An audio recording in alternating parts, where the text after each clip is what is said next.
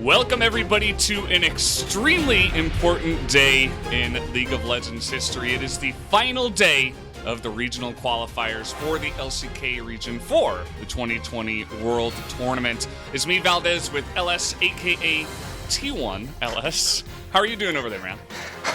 I'm doing pretty good, Valdez. This is a very exciting match. It's between Gen.G and T1. It's going to be the final deciding factor on what is going to be the last team representing Korea at the World Championship 2020. And this, I feel like it's going to be bittersweet for a lot of fans. I think a lot of people want to see both of these two teams go to the World Championship, but it's not going to be possible. And also, this is one of the biggest rivalries in the LCK as well. Yeah, absolutely. These guys go at it on the Rift. They go at it on Twitter. I mean, I know you guys have definitely seen Joe Marsh and Arnold, taking swings at each other and stuff like that. It's a lot of fun. But as you did mention, one of these teams, unfortunately, is going to drop out and not go to Worlds, which is really unfortunate because it does feel like both of them would fit in very well over there alongside of DRX and Damwon, who have already qualified. You know, T1 is looking really great, especially with the roster that they brought in yesterday. I think that surprised a lot of people, and, you know, everybody got really hyped for that one. And, of course, Gen.G were looking awesome until they unfortunately fell to DRX after the 3-hour pause that we had the other day. So, either way, guys, we do have this tournament bracket here. As you guys can see, we got one final best of 5 to decide who is going to make it. Yeah, and I mean, today's match, it is going to be a bit interesting because of the roster T1 is fielding. Again, Gumayusi is going to be down there in the bottom lane. Elam is going to be in the jungle. Faker is yet again in the mid lane. And yesterday versus Afrika, the scoreline is 3-1. T1 could have legitimately won all 4 of the games that they ended up playing. It was a very dominating victory, which is pretty good news if you're a T1 fan, because they had been looking pretty shaky. They fell to Afrika in the playoff series. And I think that if yesterday's performance wasn't the way it was, everyone would predict Gen.G to just roll them over today. Absolutely. It was definitely a really great look, as we're going to take a look at some of the points of the match in these very awesome videos that we get. Autumn Gen.G is coming. They are the Gauntlet Kings for a reason. They really just do not lose in Gauntlet when the pressure is on. And so, of course, we'll see if that Gauntlet buff will come out today, as we're taking a look at the 2018 regional qualifier results, where they did make it through. As you can see, they actually made it through SKT at the time in the first round there. Yeah, and Gen.G, they dominated the RX in 2 games back-to-back, and then there was the pause. It should almost have its own thing in the Leaguepedia pages. The pause was the great pause that managed to offset the entire momentum of the series and allow DRX to come back. Gen.G with a massive blunder at the very end as well in the final game at the Baron. They had Ocean Soul available and threw it all away in one fell swoop, and DRX managed to, honestly, they DB Cooper that game 5. That was a robbery. Yeah, it's really true. I mean, DRX, they absolutely deserve to make it through for what they were able to pull off up against Gen.G, who were looking like the obvious choice for a lot of people to go through, but it was not the case. As you can see, Ruler, this was actually a game in which they lost, but he was able to pick up a pentakill as DRX were coming into the base, which, we always talk about how strong Ruler is. I'm really curious to see Gumayusi go up against this caliber of an 80 carry in Ruler tonight. Yeah, I mean, Gumayusi, this is going to be another big test for him. Obviously, against Mystic yesterday, they ended up winning bottom lane a lot. There was a lot of resources given to Gumayusi. Yesterday, they allocated several heralds towards him. There was a lot of bottom lane rotations. They were really just trying to get him ahead, basically at all costs. And so I think that speaks to the level of confidence that T1 have in him as a player, and what type of results they're probably having inside of scrims, and why he's coming out here today. So let's see if this T1 roster is going to manage to walk the walk against Gen.G, because I think that most people consider them underdogs coming into this match. Yeah, I mean, it's absolutely true, right? They were able to dispatch of Afrika with not too much trouble. But Gen.G is a different beast, so we'll have to see how that does pan out today. I think a lot of T1 fans are going to be happy with Faker's performance as well yesterday. Absolutely kind of made it so that we probably will not be seeing Closer today, I would imagine, as he did play quite well yesterday on a multitude of different champions. His Silas was a treat to watch, as you guys got to see the big highlight. And then, of course, Gumayusi picking up his loved Draven and having a fantastic performance on that as well. It's going to be a big one. This one best of 5 is going to decide who does make it through. Let's take a look at some of the stats, though, before we do get onto the Rift. And we see Gen.G, lots of second place stats. Win rate with the gold lead at 10. They are 30-2. Win rate with the gold lead at 20. They are 31-3. So typically, if they're ahead, they're going to manage to bring the game home. T1, though, on the flip side, their stats aren't as clean. They tend to throw things. We saw it yesterday, even against Afrika. They were in a very commanding spot and then randomly blundered the game away. And obviously that could be very worrisome here. I think the drafts are going to be very, very, very important between these two teams. And I wonder if Gen.G has anything in store. Yep, as they always are.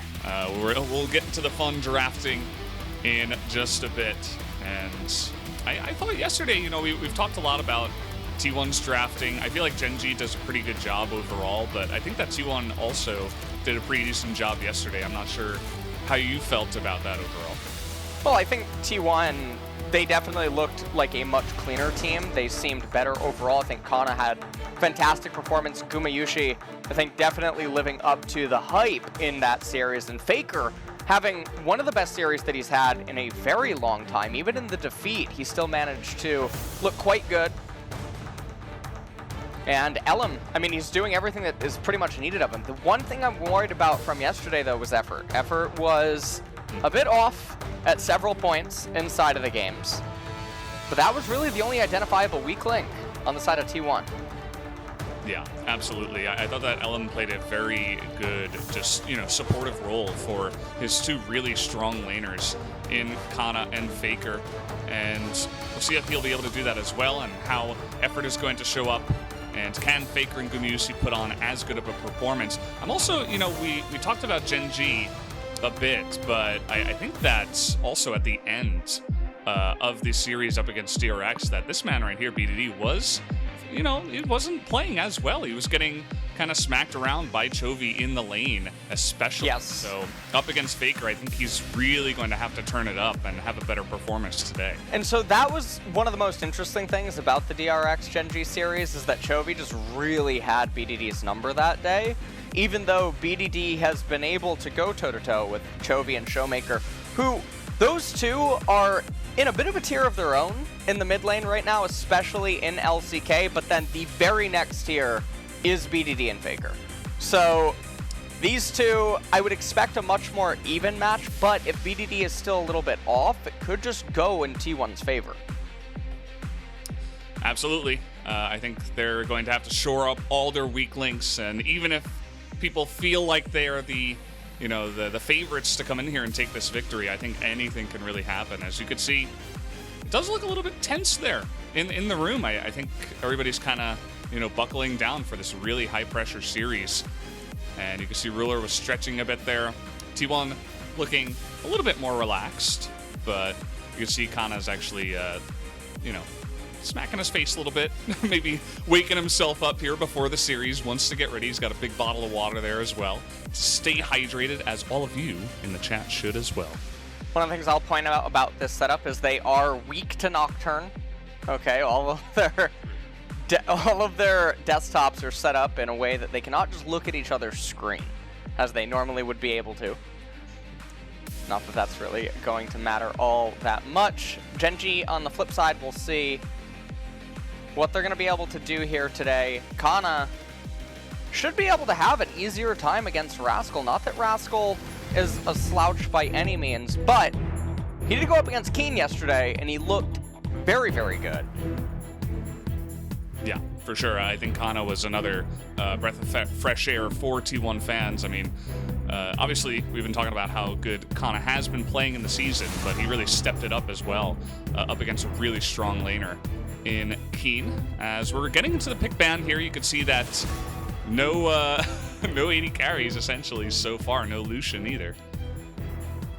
Well, all marksmen getting banned away, and I wonder if this is Gen.G's plan, if Ruler is going to play something non-traditional, or if they'll just go with a B1 Ezreal after everything is said and done. T1, if they want to keep this up, they could ban away the Senna. However, if they think Gen.G will pick the Ezreal, they could just respond with Senna. And Senna in the later stages does eventually end up overtaking Ezreal. Wow. All right, well. Yeah, 5 marksmen removed from the table. And it's pretty interesting because, as you mentioned, Senna is still available, but Draven also available, something we saw yesterday, and I think something we are seeing a bit more overall. As Volibear is going to be the choice here for Clid.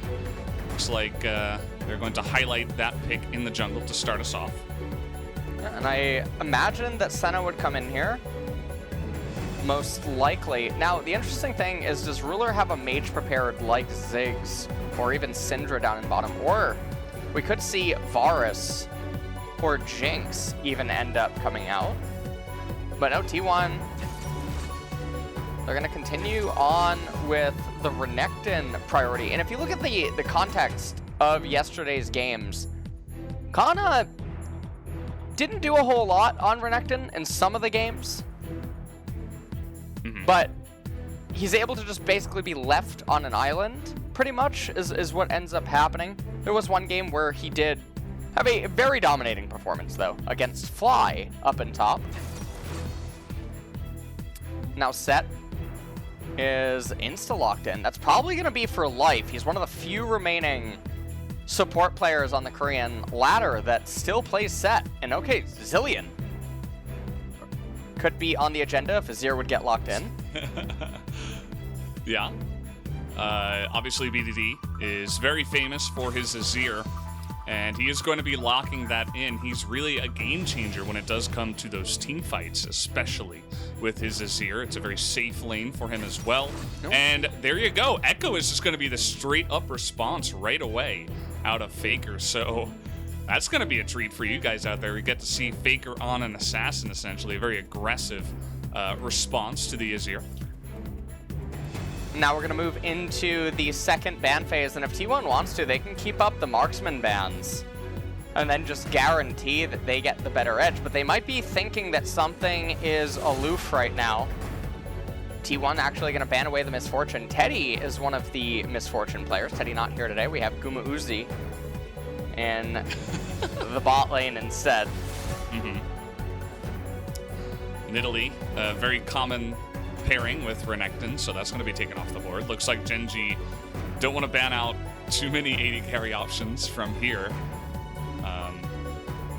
But, you know, they still do have that last ban, so I'm curious to see if we'll just get 2 more 80 carry bans after all of this so far. It's been 6 80 carry bans in this game, and that's going to be number 7. Xayah is going to be off the board. And what is next for Gen.G? Wow.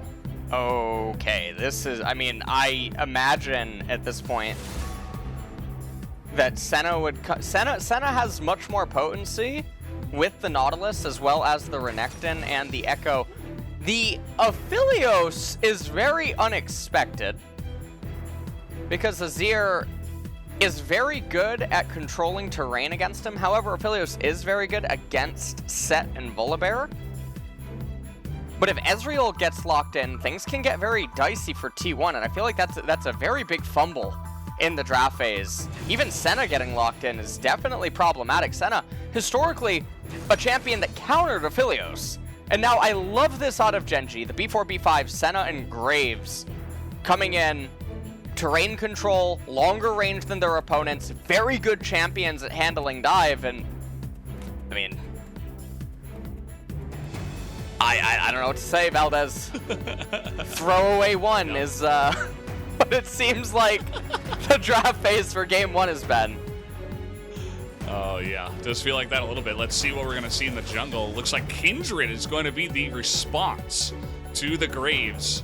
So there you have it. LM coming out with this interesting pick. And especially with the 780 carry bands, this looks like a draft that you wouldn't necessarily expect, as currently Ruler is on the set. There you go. Going to swap that one back. Thought they were trolling for a second, but it's not going to happen. Well, this is a very snowbally team composition for T1. If they don't get ahead early, it's going to be so difficult for them to win. Rascal going to be on the Volibear up in top lane. This is a good matchup for Volibear. He's able to beat Renekton inside of the laning phase on his own, and that's going to leave it so that Clid can just be in a lot of other places. This draft, there is so much pressure on Faker or Gumayushi to try to remind us how many years Aphelios is. He's a pretty old guy. Lives longer than most of us. And yeah, I mean, if there is one player to do it, it would be probably Gumayushi or, Ruler across the aisle. So curious to see how he is going to make that happen. As you mentioned, lots of range in the Azir and Senna to try to handle him. But we'll see how it does go down.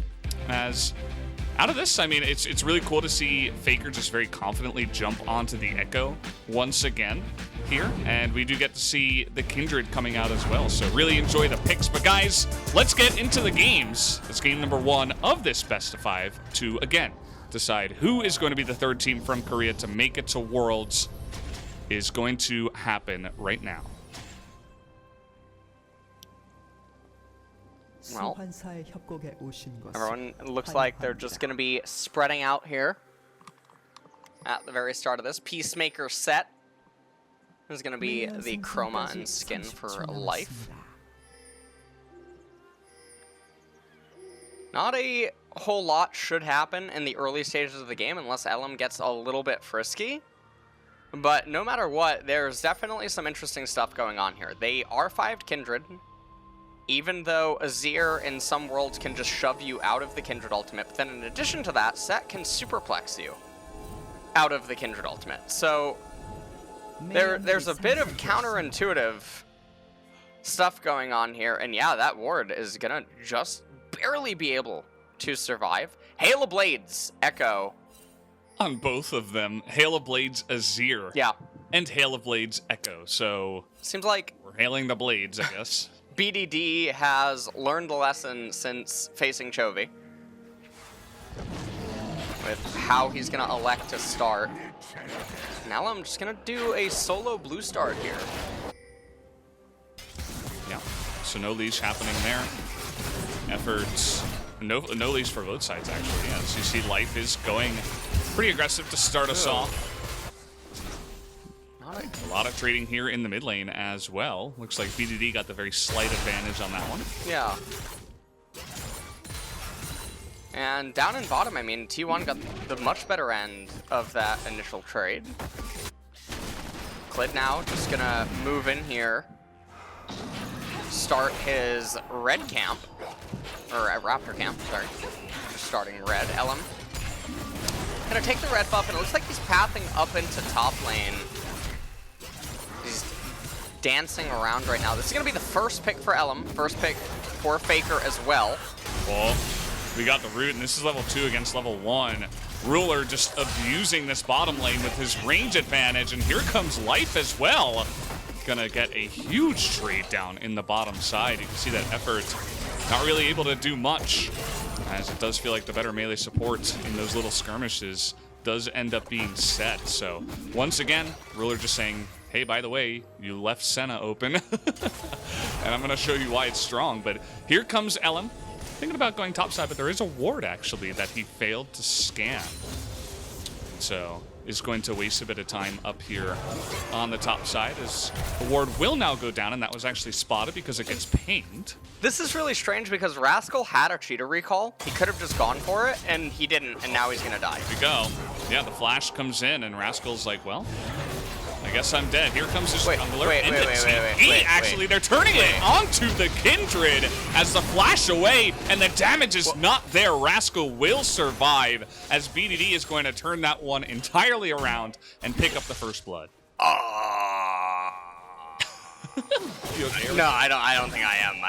I'm not sure what I just watched. Valdez, we'll take a look at it in the replay. That's a bit of a situation, for sure. Oh, and here we go on the bottom side too. Gumayusi just gonna have to use his flash for basically nothing. Also didn't have cleanse anymore, so the trades down on the bottom side, you can just see Aphelios is getting used.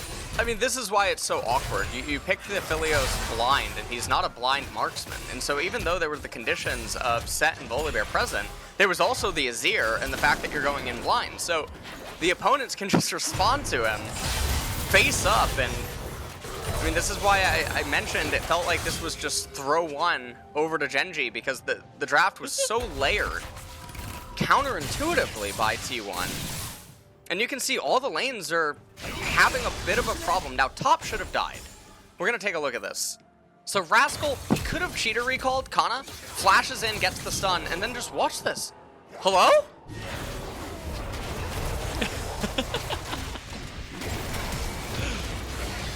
Kana's like, you know what? Actually, never mind. I mean, you can think that he's trying to give the kill over to Kindred, but you don't need to. I don't know what to think. Yeah, I mean, that was definitely very strange. He saw the Graves and he's like, I guess I just can't get in there. And it was a very passive play when his jungle was committing to the kill. And yeah, it just ends up being the one kill.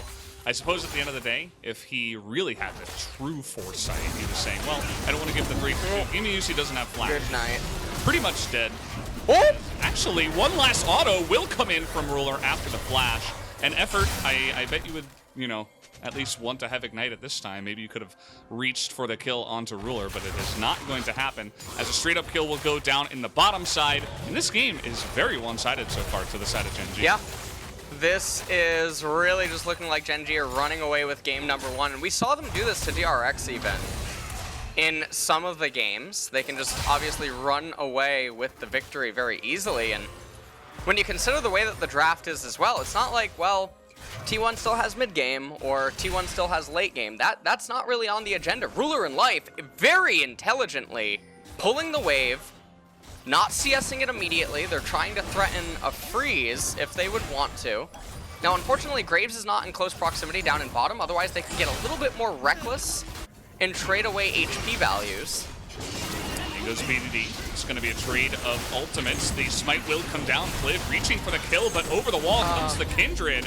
And the damage is not there. Oh? There's that chunking down, and down will go. Clid in the trade of the junglers, so Clid overstaying his welcome, and LM gonna pick up a kill for himself. Hitting in the side in the river. Here comes Rascal, will flash on in, and LM only level 4 is going to go down. That is a second kill going to BDD's Azir. Yeah, and I mean, this Azir hasn't recalled yet, and as soon as he does, things are gonna get very problematic. And actually, hold on. Oh man. Gumayusi. Yeah, trading it. Yeah. Gumayusi, who is going to go for the cleanse.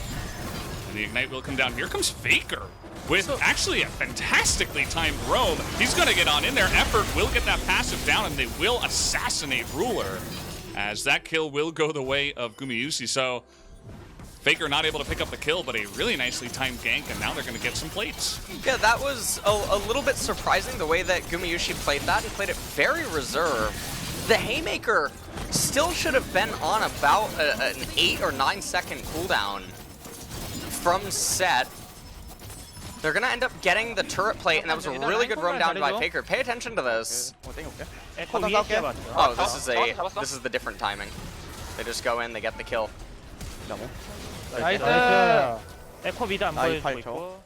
Echo's mid, I can't see him. Or Echo's not mid. And then right here, this is it. So pay attention to the Haymaker, ends up whiffing. And then right here, Gumayusi playing very reserved, but Life was out of cooldowns, and him being at around 200 HP, if Ruler would stay, they would get double killed. regardless if Life would have to turn back around. They play it very safe and reserved. End up getting the turret plates in the end. Faker here with the ultimate. Didn't get the damage application, and Clid had flash available. I thought he would just flash out, but he ends up just dying. Yeah. Looked very awkward, for sure. And Rascal, still with flash, can use it up on the top side, and is able to get on in there and smack down onto the Kindred, who is only level 4, even after picking up that kill. So we do have a pause. It wouldn't be an LCK day with you and me without this. Yeah, well, you know, we haven't had too many episodes of Forbidden Love, so they were like, well, let's give him a chance. It's the last day of the LCK, and apparently Rascal has some lag. So, again, this is one of the problems that is not an easy fix, because they need the ref to get over there, they need to confirm it, they need to try many different things, and then, you know, can get a bit awkward, so may just end up having a longer episode to start off. And apparently heard maybe it will take around 5 minutes. So so how you doing over there, LS? I'm doing fine. Honestly, it wouldn't be a day of LCK with you and me without a pause. A long one too. This is the first of many, by the way. Just throwing that out there, yeah. I read the script. I saw that actually we have about 5 or 6 pauses, depending on how the games go. Scheduled for you guys, of course. And yeah, we had the great pause. Obviously, we did that last week. That was about 3 hours. So little pauses don't faze me anymore. And I've built up my stamina after the last time. Well, this is going to be pretty interesting. Now, game number 1 is going pretty good for Gen.G. Pretty much all around, they have the better team comp. The longer the game ends up going, T1 are in a bit of an awkward spot in the game. They did just get some advantages down in bottom, and there's always the chance to 200 years the opponent. But the issue is that they're going to have some anchors on their team that aren't going to really be able to interact with their opponents the longer the game goes on. And so you have to wonder what the out is realistically going to be, and what kind of a rabbit is T1 going to have to pull out of a hat in order to pull this back. And remember those stats about Gen.G, not that they're, you know, definitive, but typically when they're winning like this, they do tend to just continue the pile driving and bring it home. Yeah, I mean, overall as a team, they're very consistent, and they really don't throw games away when they are ahead. And yeah, here we are once again. And this game is definitely going the way of Gen.G to start off, and it's kind of unfortunate. We saw that Faker was doing everything in his power to try to turn it around, and actually it was a pretty nice timing on the gank out of LM. So they have had some nice plays themselves, but it still remains to be seen if they can actually come back in this game. Yeah, well, I mean, it is also only game 1. And I think going back to the ban pick, it was very interesting. We had 7 marksman bans, which is pretty unholy.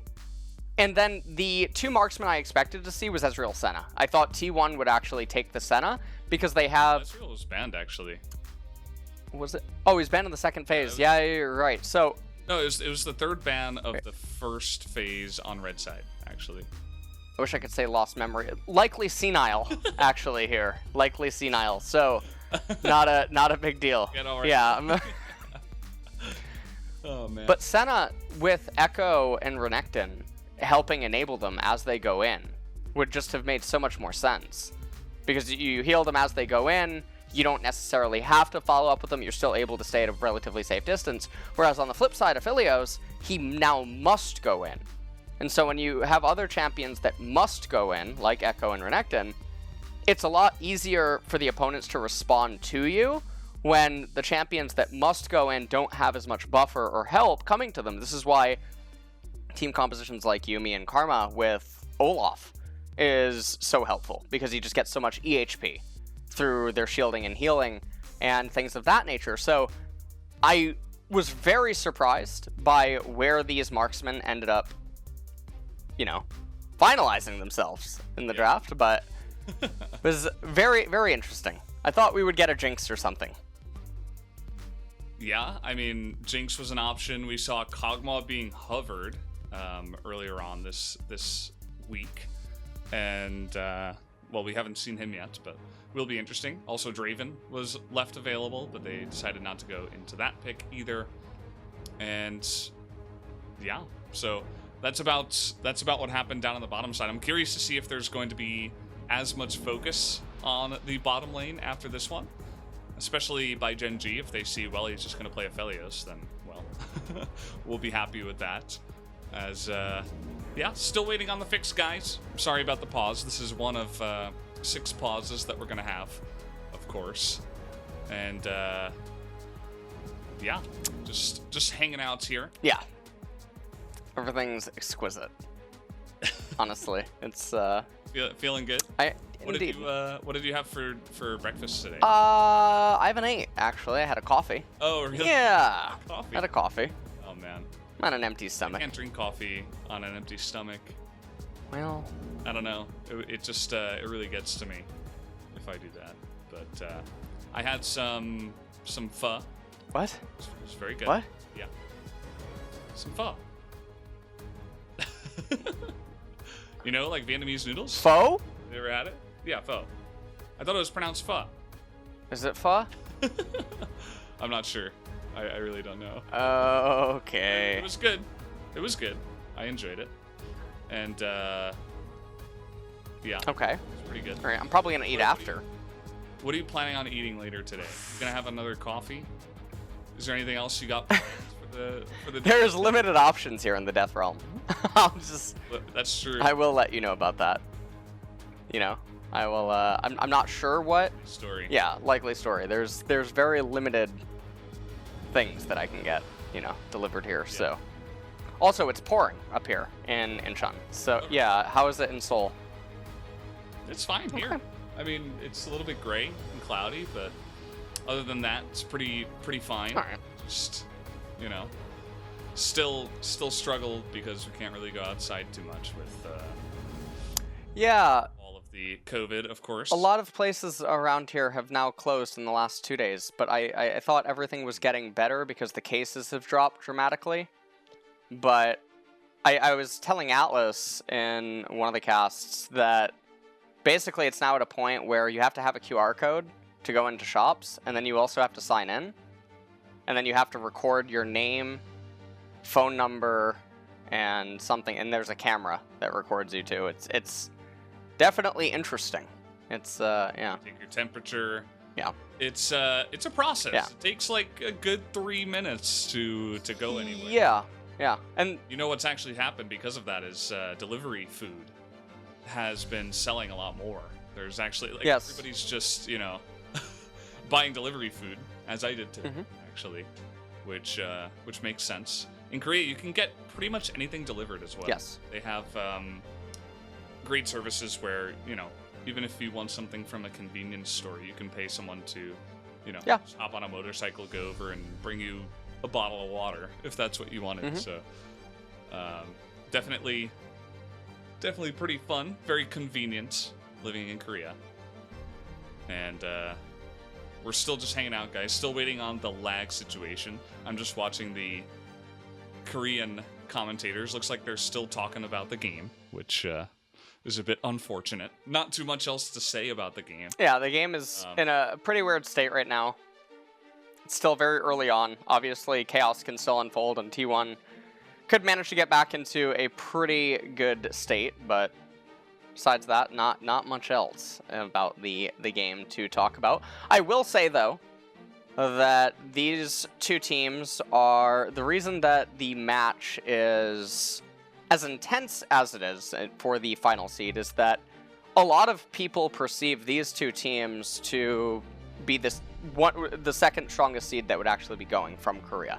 I know that is a very popular consensus on Reddit and Twitter and elsewhere, and amongst other analysts and pro players. So it is a bittersweet ending for one of these two here today. So we'll see. What does... It's going to be pretty rough. I mean, imagine you go through here and it's like a 5-game series and you just barely don't make Worlds because you're facing off against such a strong team.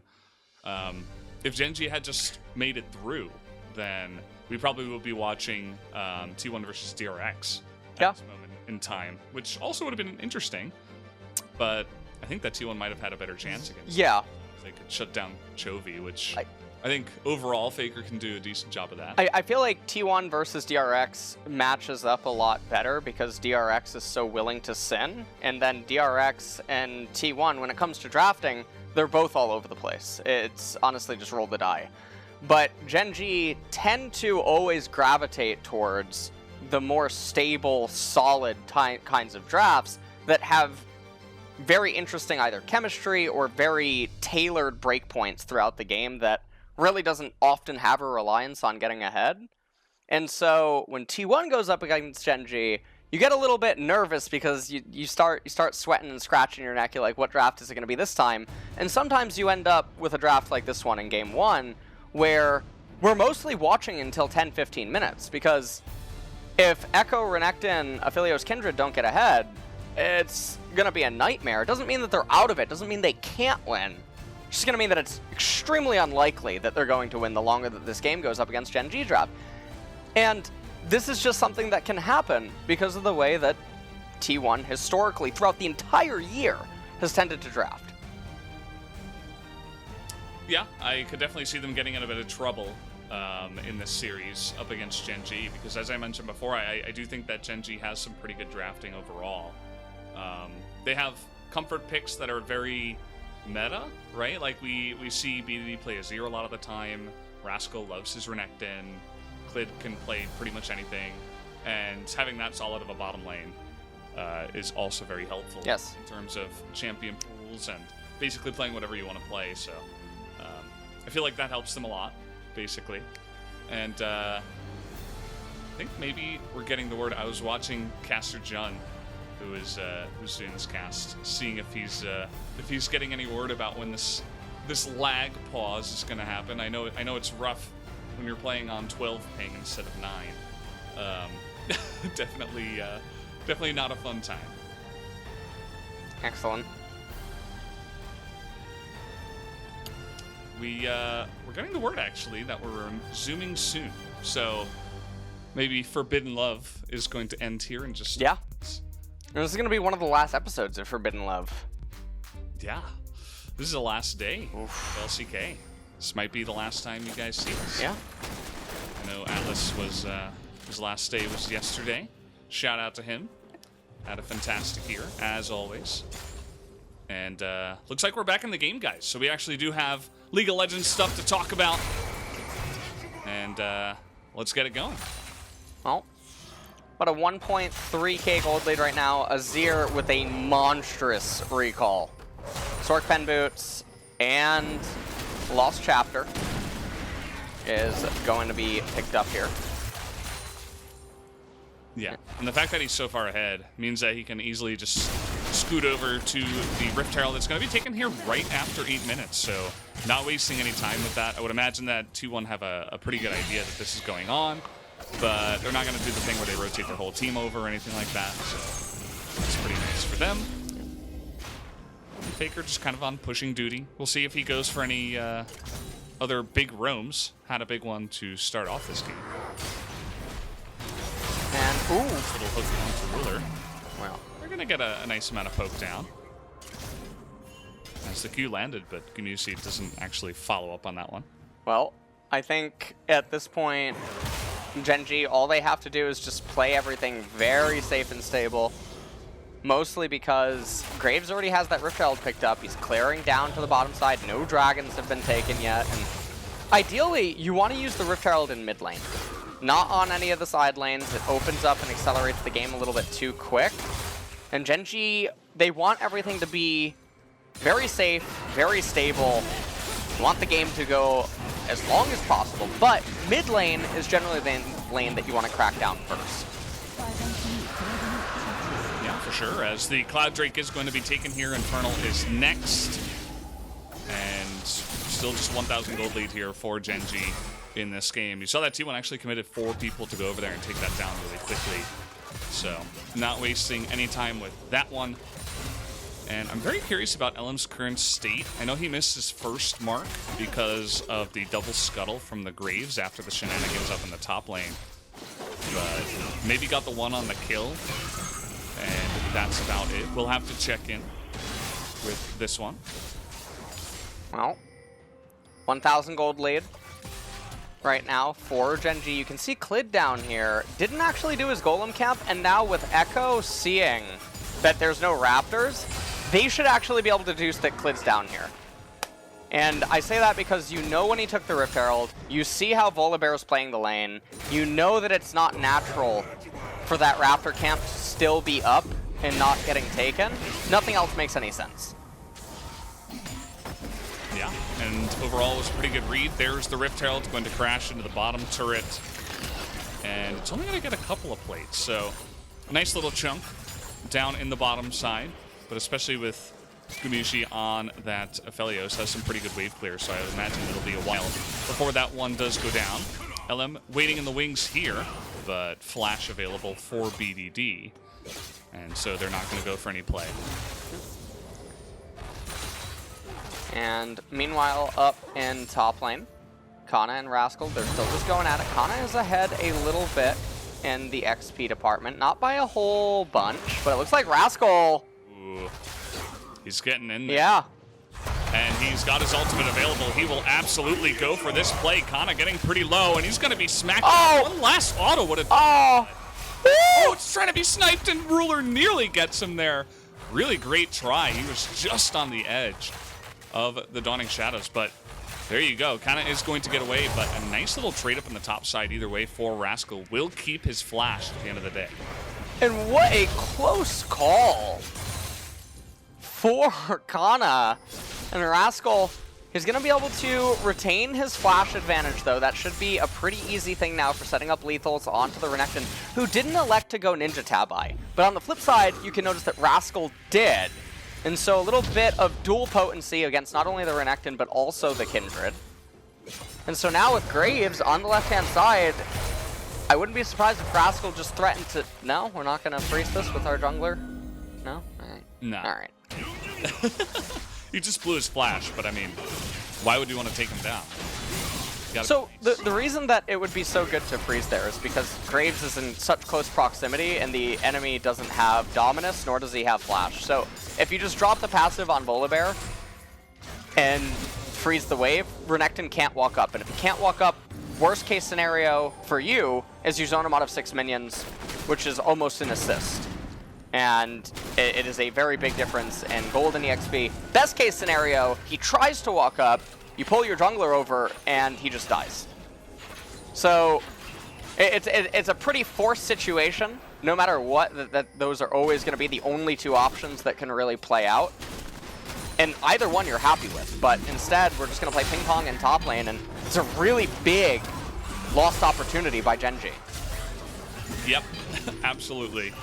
And it seems like Rascal, the only way he wants to put on pressure is by pushing.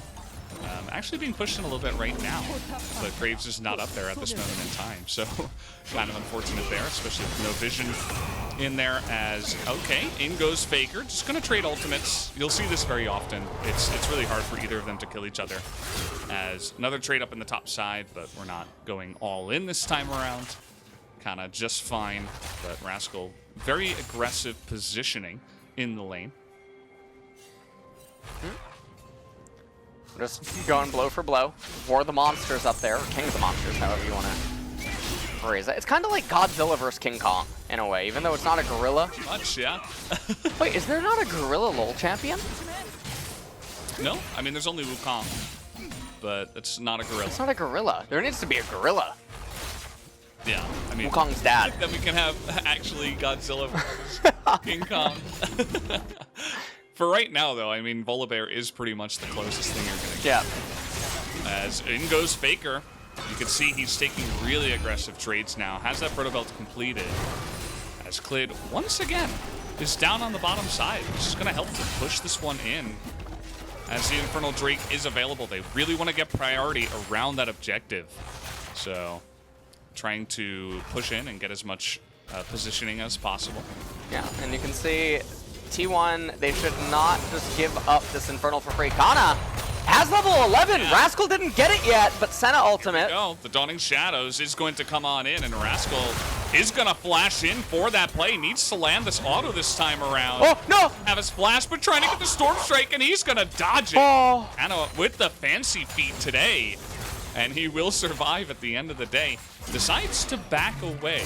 Does have a ward, but says, well, I'm not going to risk it. Let me just go back. I don't want to get shot in the face by Graves or get dove at this moment in time. Oh, man. What a close call that is the top lane right now. Kana getting very, very fortunate with the way that everything keeps playing out.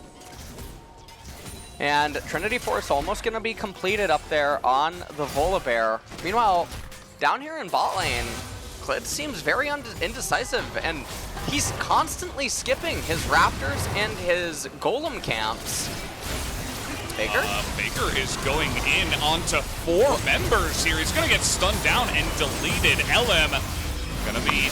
Actually, that was effort. In goes BDD. Oh, gets the one as the ultimate will come down, but Rascal teleporting in and is going to make this an unfair fight. A double kill. 2 more will go to the side of BDD as he is now 4-0, a monster, and Gen.G will get this Infernal Drake. And the thing about this is that BDD being the one that's 4-0 is the most problematic thing that you could ever really imagine, because he's the one with the terrain control. He's the one that basically says Kindred, Renekton, and Echo can't hard engage. He's the one whose Sand Soldiers say to Aphelios that he can't just walk up and free deal. So him being so big right now, them picking up the Infernal, it's really looking doom and gloom for T1 here in game number 1, because there's no insurance policies on their side of the team. Mountain Drake is coming up, which is pretty big for both of these teams, but if you just imagine how the game's going to play out, Gen.G should be the ones to get it. Faker, he goes back in. I don't know what he's thinking here.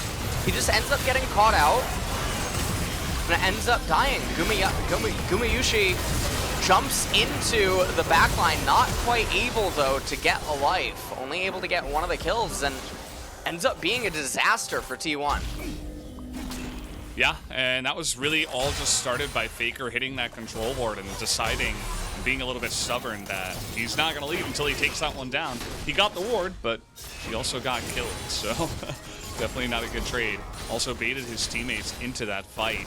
After all of that happened, you could see he was probably calling for help, and he was pretty much already dead after expending a lot of damage onto Clid, but not really able to get the job done. And as you mentioned, definitely pretty scary right now. Faker gonna get that slowed down, but life pretty fast here.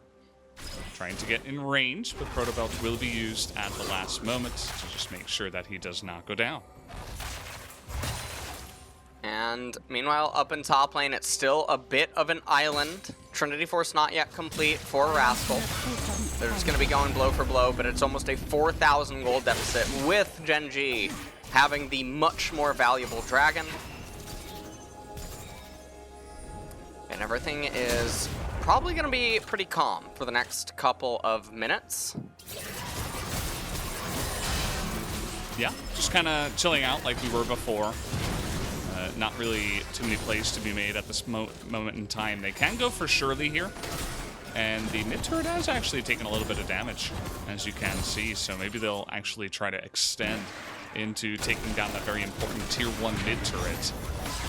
I can imagine it'll be pretty easy with the help of our second Rift Herald, Shirley. As everybody seems to be grouping up around the mid lane to try to get in there. As in goes BDD, he's going to find Gumayushi, and he is just dead. I mean, there was no vision there, but there wasn't the enemy jungle on that side, so I'm curious how they had no idea that BDD was there, and how that kill just looked so free. Yeah, and I mean, right now it just feels like T1 is a little bit lost on what to do inside of this game. Gen.G, they're the ones with complete autonomy and control over everything that's going to be allowed to happen. Faker's just trying to split push down in bottom. He's going Lichbane, second item here on the Echo. But the Mountain Dragon, that's going to really decide the fate, I feel, for the game. If Gen.G end up winning that, they not only get a little bit of resistances, but they buy themselves an extra 5 minutes of just scaling time where nothing is really allowed to happen. BDD with a very nice engage there on Takumi Yushi. Everything's just really playing itself right now. Valdez? Yeah, I mean, this is why BDD plays this year, right? There are moments where he can just make some incredible plays, but again, that one kind of looked just free. I mean, Gumayusi was too far up the lane with no vision on the mid-side brushes, and he didn't even have flash. So, got to be a little bit smarter about exactly, you know, knowing how the game is going and exactly how passive you have to be in order to survive. As I say that, he's pushing out mid lane, misses that cannon, it looks like, which is pretty unfortunate. As Faker has assumed the role of the top laner for now. Wow. Just gonna be trying to shove in the wave. Kana on the run right now. Gonna get ulted by the Volibear. Clid not Yeah, here comes life as well. Clid a little bit unfortunate with this pathing. Will they have the damage is the question. As Dominus is used, and he will flash Ignite, ticking at this moment in time. Rascal gonna get on in there, rooted underneath the turret, but just trying to get that slowdown onto Gumayusi and just barely clips him at the end. So another kill over to the side of Gen.G. Meanwhile, they're just pushing mid. Nobody's here. No one's... And they're getting so much value. Yeah, I mean, Faker's he's pushing top tier 1, but it's not going to end up mattering. BDD is here. And this is a pretty cut and dry... No, don't kill that. They should let the Herald charge and then let the next wave kill the inhibitor. And if you end up doing that, you get super minions at 21 minutes, which is really valuable because you funnel in 5 minutes of waves into you for EXP and gold that the opponents are never going to be able to get access to. And it's not like the opponents can just randomly start up the Baron, right? You know that they're about to get the mountain, and so you can't even make an argument for that. This would be so much better if T1 could allow their mid-tier 1 inhibitor to just end up going down. I've seen a lot of teams, actually, they intentionally don't take the inhibitor, and it's for reasons like this. Absolutely, but they did not do that after all. The fourth mark is going to finally be taken here by Elam at 22 minutes, so a little bit slow on that one. Good on his teammates to help him out, and Kana is just getting kind of abused here in the side lane. He's got Gumayusi nearby. Oh! And he doesn't even get the monster there. Sir Grompulus. Faker is incredibly fast with this TP. And we'll be looking to pick up that very easy kill. So there you go. Faker getting in position at the right time in the bottom lane once again. Yeah, he comes in with Echo and just manages to maim the Volibear there. But not really be enough at this in this game. It's almost a 5,000 gold lead here. 23 minutes. Oh man, forcing the flash here, and here comes Faker as well. Will flash on in and secure that kill, and this Echo is just... wait, what? What? Echo's BDD, what is going on? Hello? In goes Faker, he's got his ultimate. Baron? Nearly getting on life. Kana's down here, he's got TP, so he'll just continue pushing. Volibear not in position, and they will, in fact, go for the Baron. I mean, okay, so this changes everything, this series of events. Now, pay attention to all of their XP levels right now when they end up capturing the Baron. This is not just the 1,500 gold that goes over to T1. It's also all the EXP that is going to go their way. And, okay, so Aphelios almost got an entire level off that. His XP bar highlighted in the bottom left. That is so much power, and we just see how it all starts up. Ruler, randomly in mid lane, he's got a hot date. They don't kill the... There was no way. He ends up getting brought down. Life almost going down as well. Facebreaker into the Haymaker, but Faker not quite able to get him in the end. And then immediately turned to Baron. The gold score almost evened up.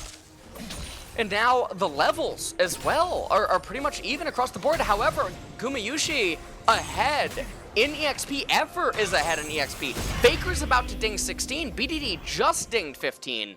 This is a very big swing in T1's favor, and the Baron persists into the Mountain Dragon. So even though when the dust all settles, Gen.G are still going to be ahead, T1 are much closer in this game than they were just 1 minute ago. Oh yeah, absolutely. I mean, there's just a massive swing after you just essentially give over 2 free kills and the Baron. And Faker is a menace right now. I mean, say what you will about how the early game went in 5-0 BDD, but it doesn't matter if you're just going to TP into 3 people and die. As here comes Light going in on this one. We got TP. They're trying to play on to Effort. What? As the double knockup is going to come in, the triple actually, as Gen.G are just falling apart out of nowhere, and T1 will lap this up happily. I have no idea what is the series of events that is unfolding in the last 3 minutes. Valdez, this is...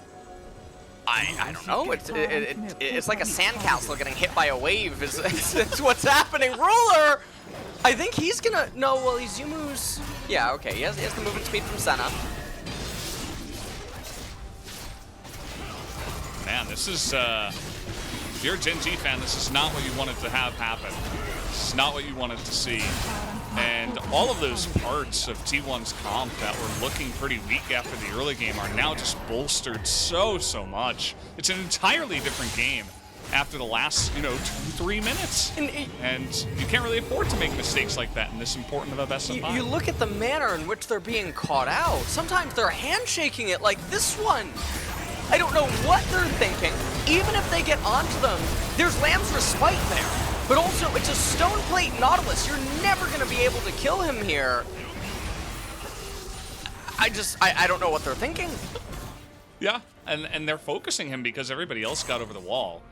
And they're like, well, I guess we gotta attack Stone Plate Nautilus? It's confusing, for sure. But Gen.G, they're now saying, well, we got to group up for the 5v5, and we don't want to let these Drakes go down without a fight. Faker over the wall, considering going in on this one. Effort going to be frontlining. That is going to be the Stone Plate. Another 3-man knockup. In goes Faker. He is being burst down. Has to go into that ultimate. In goes BDD. Gets the 2 of them. A really nice Emperor's Divide as there's chaos in the Dragon Pit. We get the ultimate out of Elib, but actually it's T1 that are going to go down in this fight, as Kana will be fighting for his life, but will not get out of this one. 4 kills will go the way of Gen.G after that. Yeah, and so it ends up being a 4 for 2 in favor of Gen.G. They're also going to reward themselves with the jungle of T1. And you can just see Azir was doing so much inside of this team fight. Take a look at it one more time. Effort, he whips the initial engage. Now, T1 shouldn't have gone for this engage. They had the Mountain Dragon. They could have just disengaged. They could have backed off.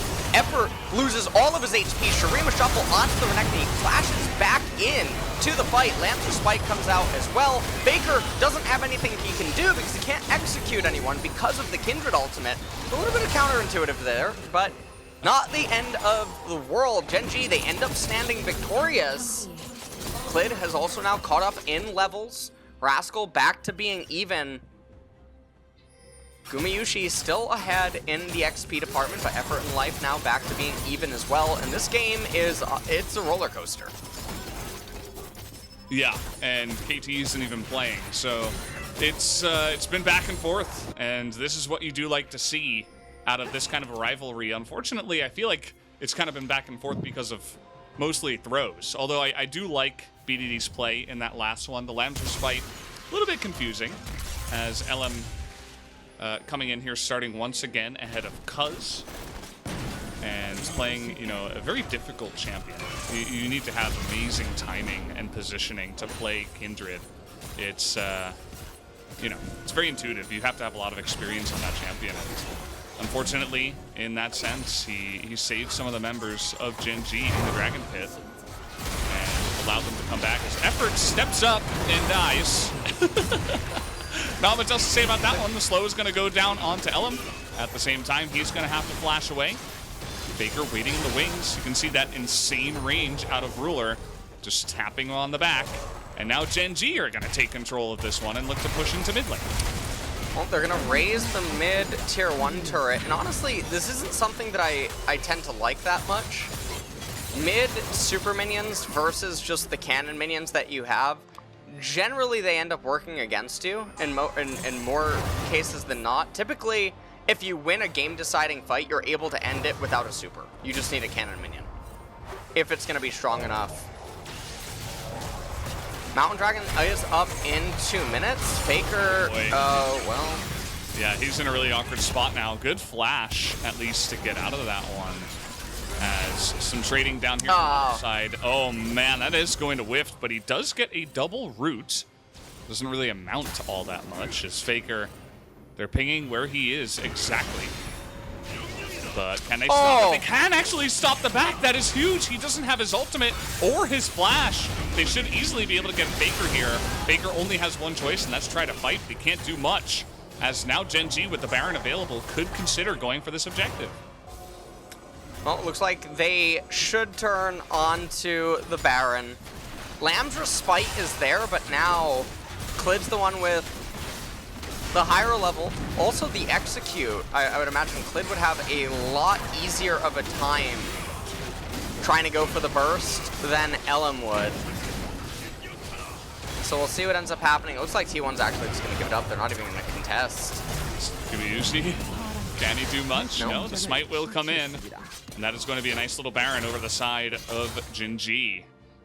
And yeah, pretty much just opened up in the enemy jungle. We're not going to take a look at that, though. We're going to look at Effort just kind of waddling in the mid lane and getting caught out here. And yeah, I mean, Effort randomly in mid for no reason whatsoever. Doesn't make a whole lot of sense.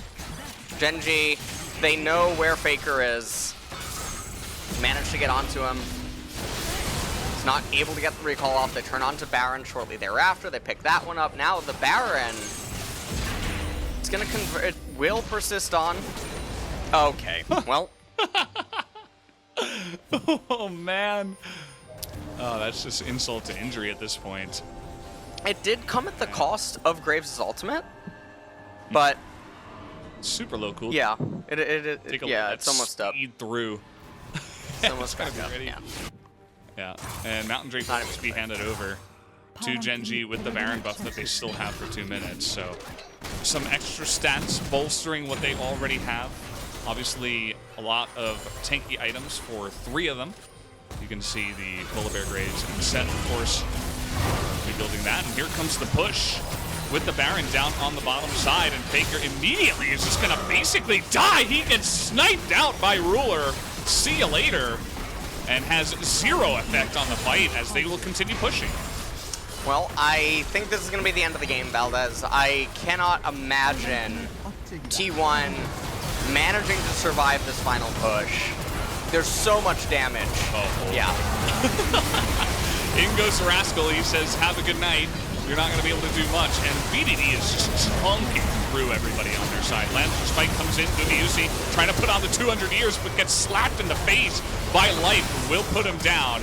And so will go the Nexus as well. Game 1 will go the way of Gen.G. Even with some, you know, some big mistakes there in the mid game, they were still able to turn it around and get back on top. Yeah, they started really throwing it away, really putting the Gen into generosity was the game. But Throw 1 did manage to remain strong with some of the...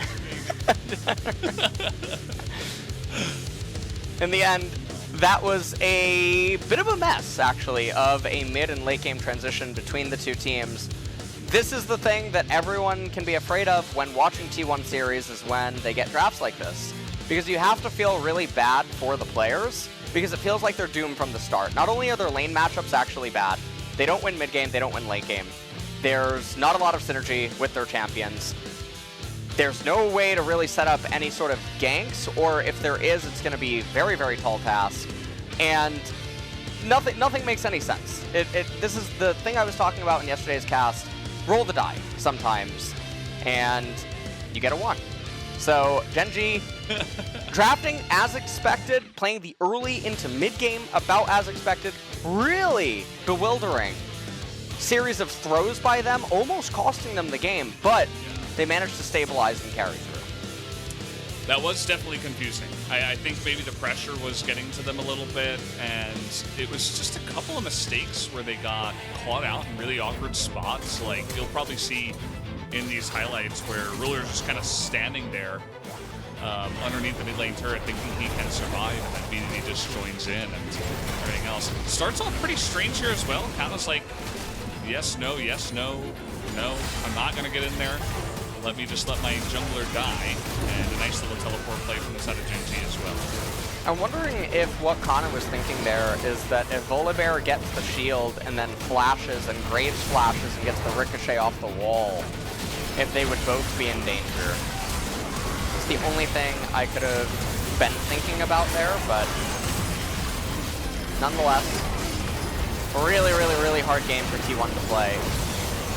We'll see how they perform on most likely blue side, right, in the next game. And then also what the bans are going to have in store, because I can't expect that we're going to have a 7 marksman ban away only to then just get Aphelios blind and then get countered by Senna. I don't even know how that's possible. It's, well, we figured out it's possible because of the draft today. I love how T1, they're like, you know, let's not let the turret die. I mean, BDD's strong, but it's not that strong. Free kill for them. And here's where we're thinking, like, okay, well, T1 actually have a chance. Gen.G are going to continue making foolish plays. Ellen gets over the wall, and everybody's targeting effort. It's a tiny little hallway there where they're trying to fight. BDD's not even there.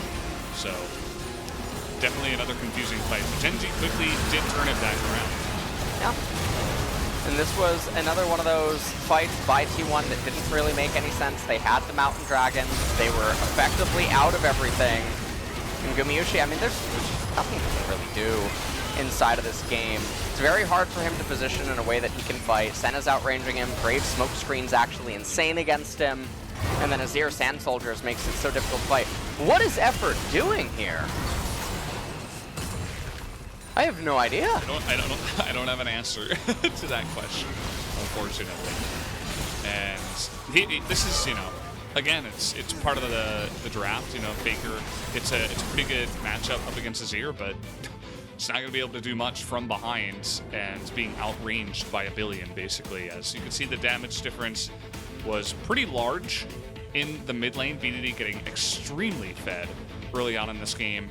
It also felt like the Renekton wasn't really able to do anything after the early trade up in the top side. I mean, Volibear didn't even get the kill on the trade. BDD was the one that got the first blood, but still, I mean, Rascal was winning that lane, really. Yeah, he was. And I mean, everything in this game went about as expected in the early stages, but it's not over. We still have a lot more games. Absolutely, and that was only game 1 of this best of 5, but guys, we are going to take a quick commercial break. When we come back, we will get into game number 2. Don't go anywhere.